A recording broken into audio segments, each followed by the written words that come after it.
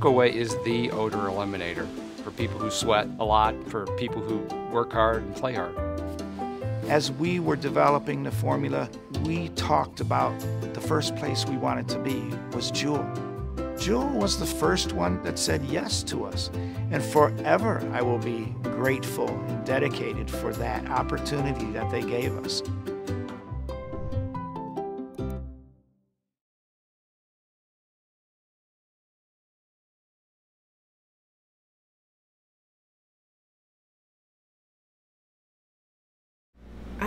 I have a number of things. Like, if I don't know how you would coin this, but if you could coin my cuisine, you know, because we're obviously we call ourselves in terms of the brand farm to pier, right? Farm to pier, because we take the best of the local, the best of the Midwest, the best of the farm, and then we take it to the coast and bring in all the seafood and try to combine those two. Yeah, so for example, our little neck clams, our crawfish come from Folly Beach. When I lived in Charleston, I knew Charleston seafood. He would go out there and net them and collect them. And when FedEx comes here, and the girls are so excited, and we open that thing up, it's like smelling the ocean when it comes out. It's ridiculous. Our perch comes from Lake Whitney in Canada, or else it comes from a place in Ohio off of Lake Superior.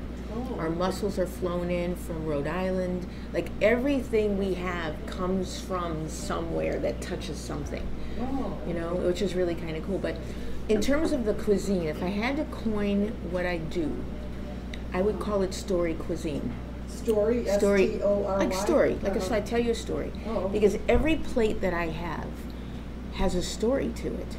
Every single plate is designed for a story. And, you know, I run, as a chef, I run here on adrenaline, on passion, on creativity.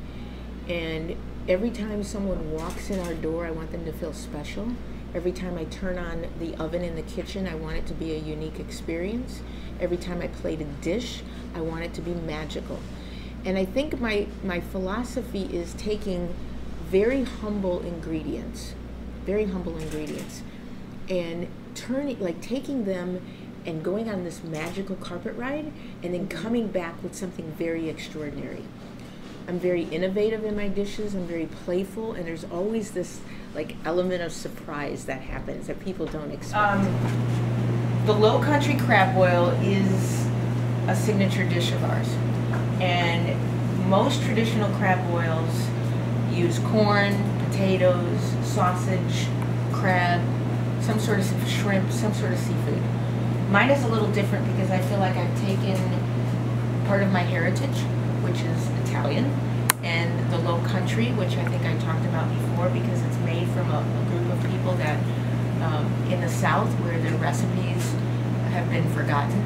You know, it comes straight from the earth and the ocean. I mean, these are hard-working, you know, working-class people that spend hours to get these sorts of things. And then it's also made because it's a celebration dish.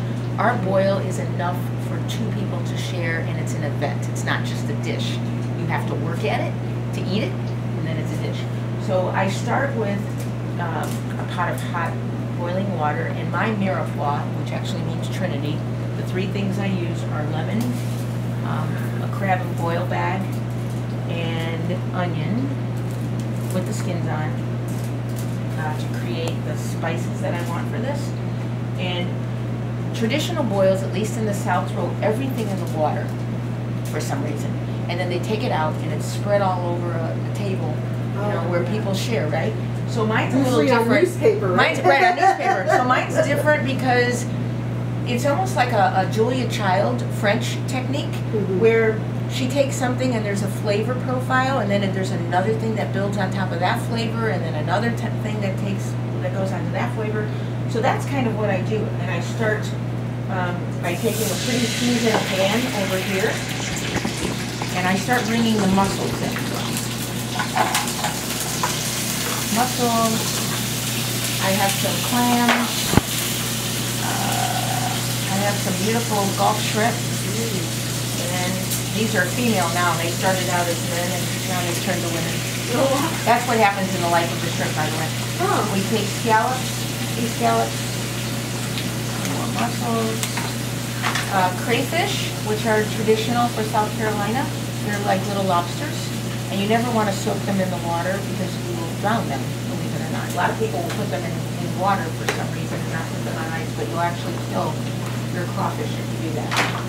And then I put our blue crab in the boiling water, some lobster claws. We're going to use snow crab. We're going to put corn on the cob from the farm. We're going to add some bay leaves. So this is the Italian part of me now. I'm going to add garlic, onions, fresh tomato, onions, almost like a scampi type of a sauce. Some fresh cilantro, parsley, some fresh dill.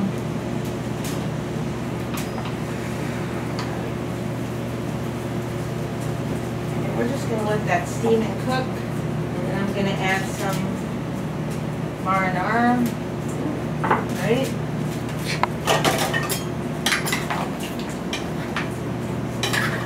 We're just going to let that steam and cook. We'll be doing that with 7 other tickets on the line. Oh, and wow. She's doing that. She's cooking a seafood pasta. She's got something else going and something else going. And you know, it all happens at once, and she multitasks like that. Yeah, in this little kitchen, all this comes out.